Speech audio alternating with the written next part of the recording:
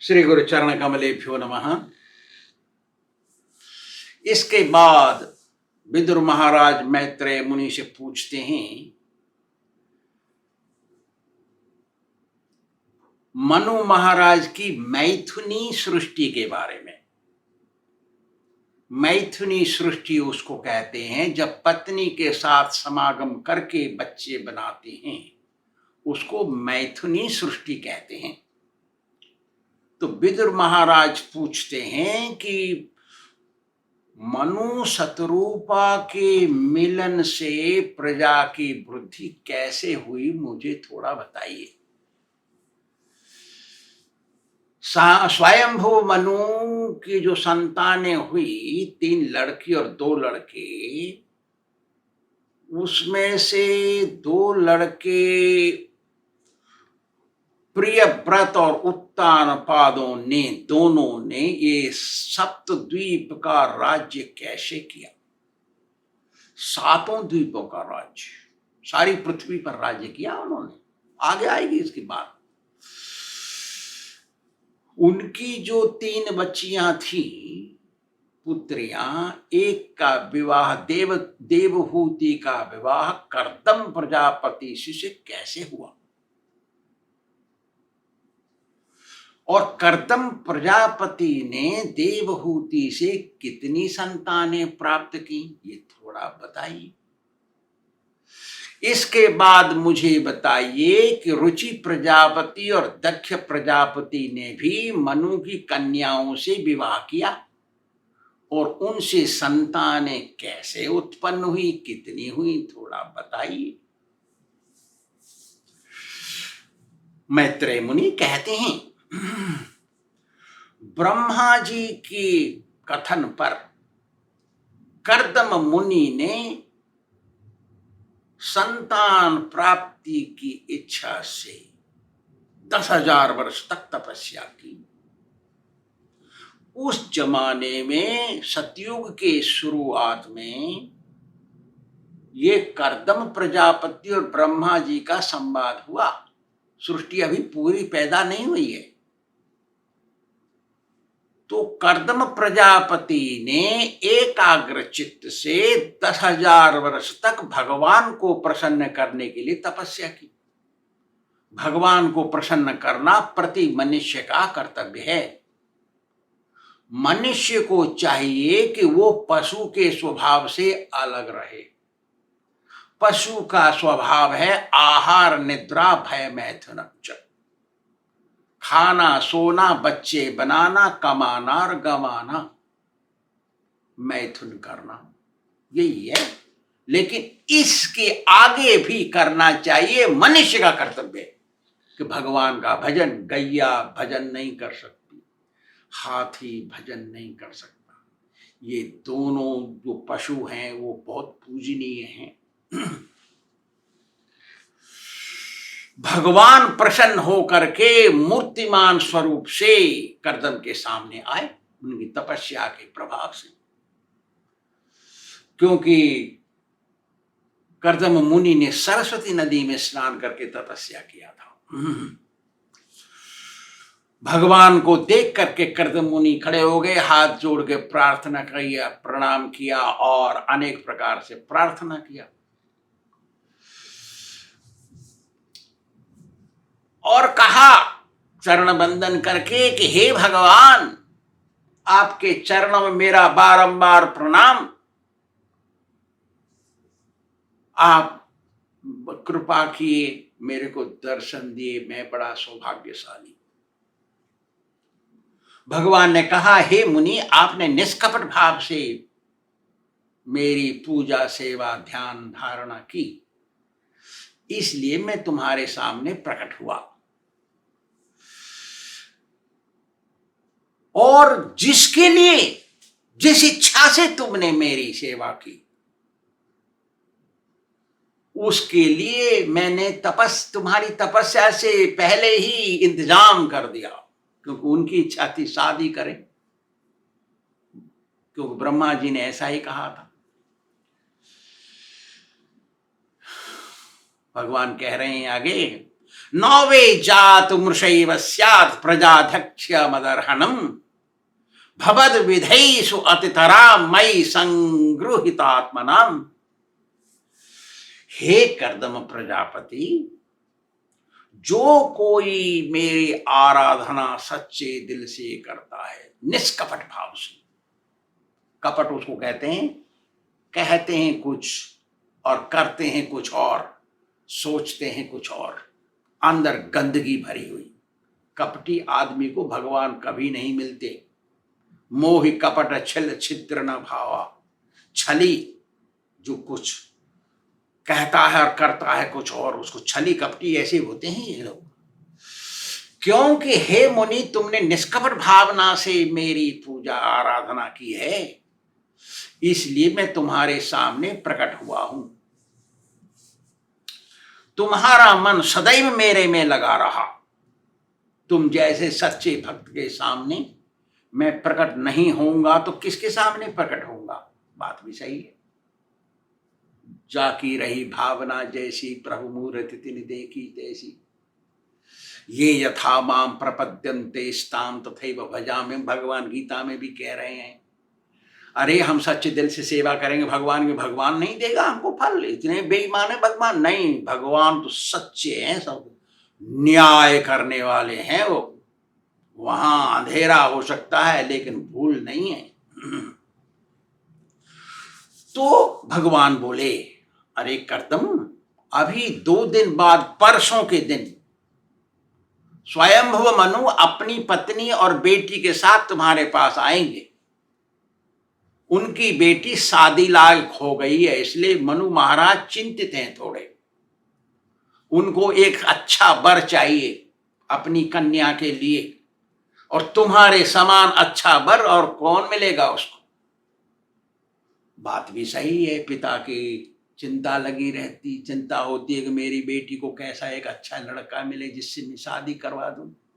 ऐसा तुम्हारे बराबर योग्य वर और कोई नहीं उसके लिए।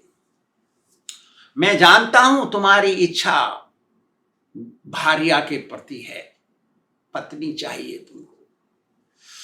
इसलिए वो जो राजकन्या उनकी है, राजकुमारी देवहूति, वो सही है, तुम्हारे लिए फिट बैठेगी और बड़े अच्छे से सेवा करेगी, तुमको संतुष्ट करेगी।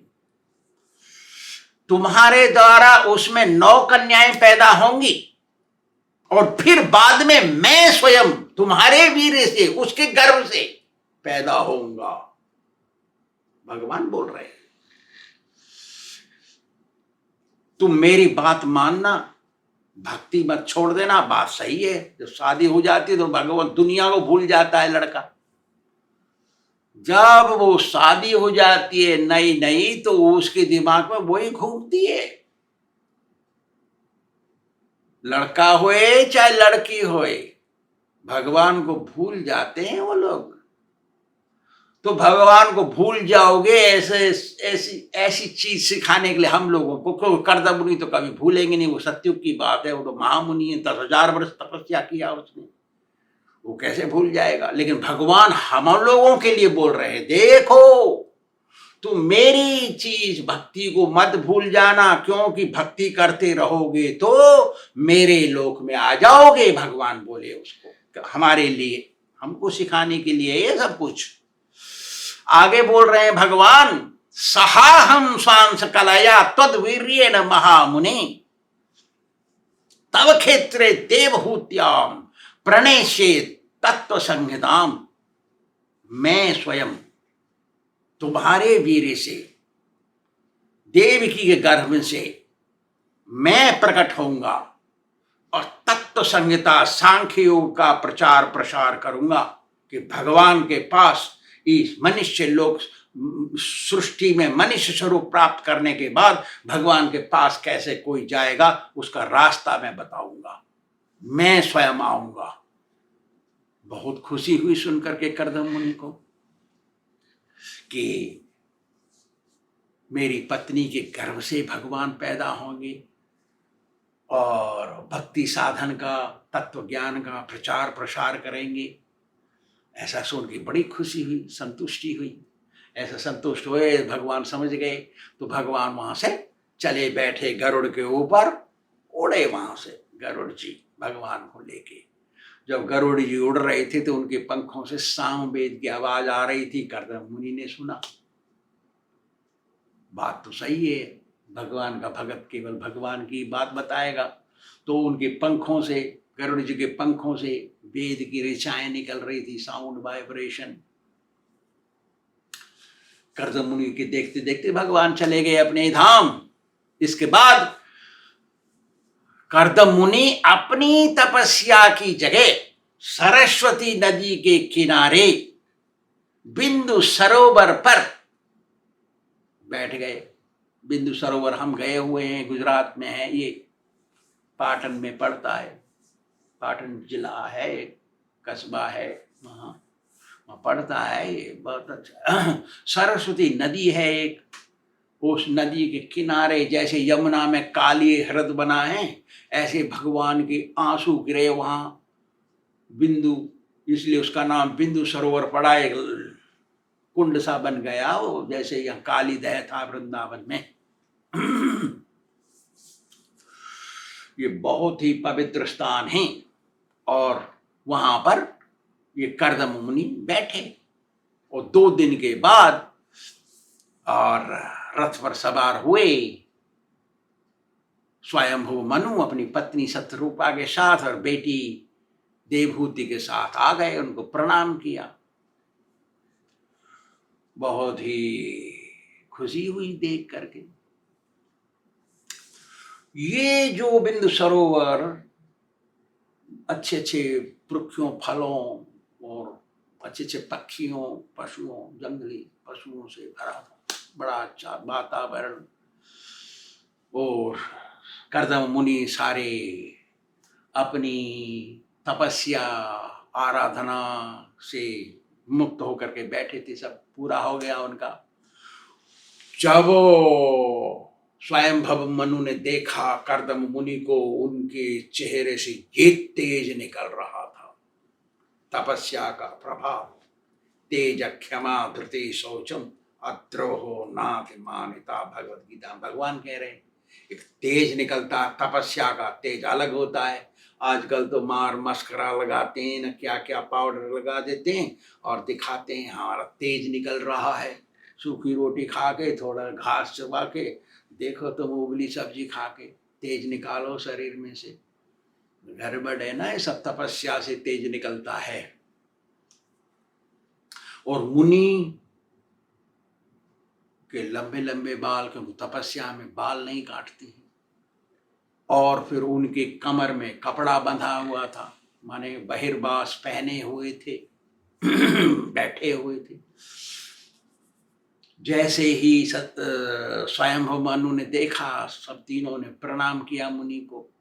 मुनि ने आशीर्वाद दिया और अतिथ्योचित सत्कार किया, उनको आसन दिया, बैठने को गिलास में जल दिया, अच्छे से बात किया और कहा कि हे राजन, भगवान स्वयं राजा का स्वरूप रख करके इस संसार को शांति रूप से चलाते हैं, सही रूप से। नहीं तो चोर डकैत डाकू सब भर जाएंगे, अशांति फैल जाएगी। भगवान राजा बनते हैं, इंद्र बनते हैं, सूर्य बनते हैं, चंद्र बनते हैं, यमराज बनते हैं, वरुण बनते हैं, वायु बनते हैं और धर्म भी बनते हैं। भगवान इनका सबका स्वरूप लेकर के सारी सृष्टि को चलाते हैं, शांति से चलता है। आप जैसे ना हो, आप जैसे राजा ना हो तो चोर डाकू भर जाएंगे, अशांति फैल जाएगी, सारा वातावरण दूषित हो जाएगा, ऐसे बताए कर्दम मुनि। इसके बाद पूछिए, आप बताइए आपका आगमन का कारण क्या है। आप तो राजा हैं हमारे, आप जैसे कहेंगे मैं उस बात को पालन करूंगा। अंदर से तो भगवान को पता, भगवान ने बता दिया था वो अपनी बच्ची को लेके आएंगे, आपको दे के जाएंगे, शादी करेंगे, वो तो मालूम था। लेकिन बोलना नहीं चाहिए, इसलिए उन्होंने कहा कि आप जैसे बोलेंगे वैसा मैं करूंगा। ये सब सुना स्वयंभू मनु ने। इसके बाद की बात आगे बताएंगे। श्री राधा गोविंद भगवान की